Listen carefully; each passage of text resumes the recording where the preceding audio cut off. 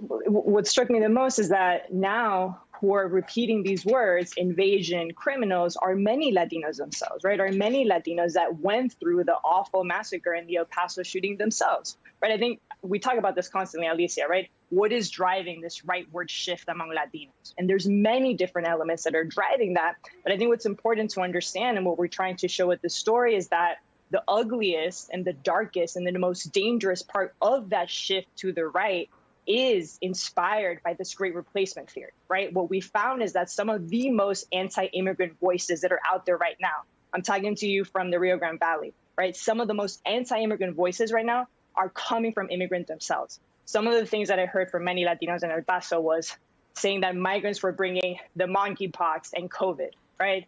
Many of them telling me that they were scared of seeing migrants in the streets and in their neighborhoods. And many of them telling me that, if they wish that they had guns to protect themselves. And when I asked them directly, do you believe that Democrats are trying to replace you? Their answer was yes. And so when we think about these numbers, right, these numbers that tell us that 7 out of 10 Republicans believe in some form of the great replacement theory, let's remember that they're not just average Republicans, right? Many Latinos are starting to believe that. Many former Democrats are starting to believe that. And many people right here in the border are starting to believe that.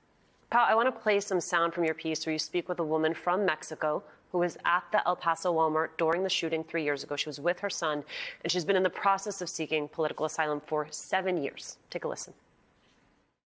Cada vez siento como que más atacan a las personas inmigrantes. Más. Sí, siento que hay mucha violencia contra los inmigrantes. ¿Qué cree usted, por lo que ha vivido, que alimenta ese tipo de sentimiento racista y antimigrante? Yo digo que la política. I mean, that's the complete flip of what you're hearing from those other folks, right? And I wonder what you heard from other people you spoke with about the stakes of this rhetoric.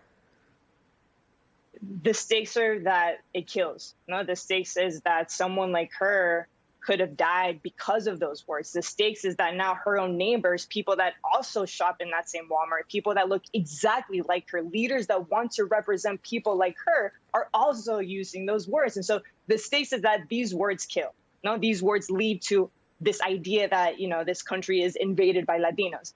But now from the other side, as for us and for people, at these top polling firms, we need to understand, do we truly understand the largest minority voting bloc? Now, do we really know what we stand for? Obviously, what we're showing here is just like a section of the bigger picture, but it's really important because you're constantly repeating these words. And so that, I think, is the question for us. Why is this happening?